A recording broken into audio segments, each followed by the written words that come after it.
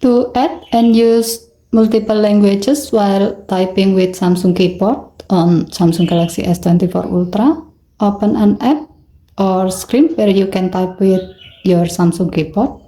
As the example, while we are using Google Search, tap the setting icon at the top of the keyboard, tap languages and types, and then tap manage input languages. Under available languages section, tap the desired language you like to add to your keyboard and start downloading it.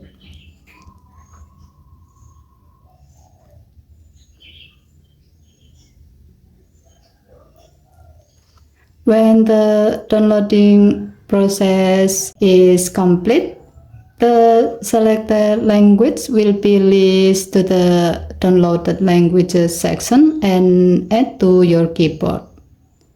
Next, tap the back key 3 times to go back to the screen where you can type with your keyboard.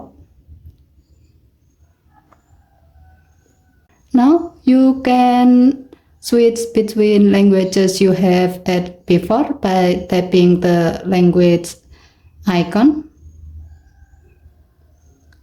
or by swiping the spacebar until it displays the language you like to use.